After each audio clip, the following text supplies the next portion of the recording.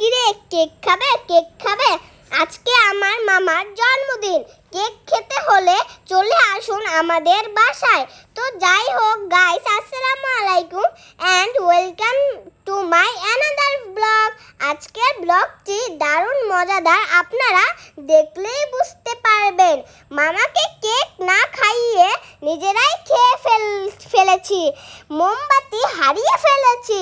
Light বন্ধ না করে লাইটার জ্বালিয়ে ফেলেছি। কেক নিয়ে আপু পালিয়ে গিয়েছে।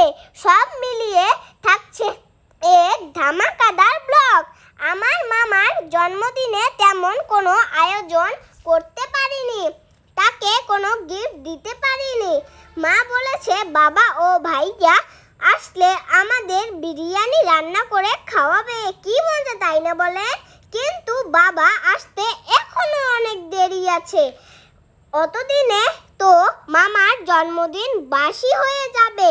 তাই তার প্রিয় অভিভাবক, তার প্রিয় বন্ধু আমাকে সারপ্রাইজ দেওয়ার জন্য তাকে না জানিয়ে তার পছন্দের কেকটি নিয়ে চলে এসেছে। মামা কিন্তু অনেক খুশি হয়ে গেছে।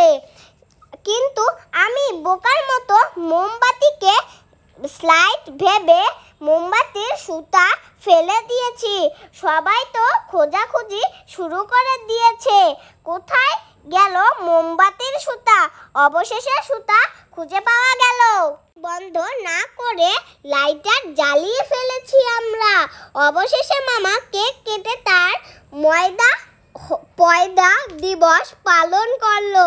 রানা মামা বেচারে আসিফকে খেতেই দেয়নি, দিল স্প্রে মেরে তার অবস্থা একদম ভূতের মতো করে ফেললো। তাদের দুষ্টামি এভাবেই চলতেই থাকে, শেষই যেন হয় না। জাবিয়া তারপর মামাকে কেক না খাইয়ে নিজেই খেয়ে নিল। কি দুষ্টু বলেন। তবে আজকের দিনে নানা নানু মামা মামি সবাই থাকলে অনেক ভালো হতো। হঠাৎ করে যেহেতু আয়োজন করা হয়েছে, তাই কাউকেই বলতে পারিনি। তবে আপনারা সবাই আমার মামার জন্য দোয়া করবেন, সে যেন একটা ডাইনি বউ পায়। হা হা হা। কি বোকা হয়ে গেলেন? আপনাদের সাথে তো জাস্ট মজা করলাম। তারপরে কেকের যেই কয়টুকু অংশ ছিল সেটুকু আমরা সবাই ভাগ করে খেলাম।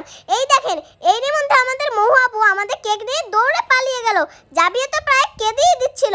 আমাদের মামা বুঝাচ্ছিল জাবিয়াকে। তো এভাবে আমাদের বোনদের দুষ্টামি চলতেই থাকে। আপনাদের কাছে কেমন লাগলো অবশ্যই লিখে জানাবেন। আল্লাহ হাফেজ।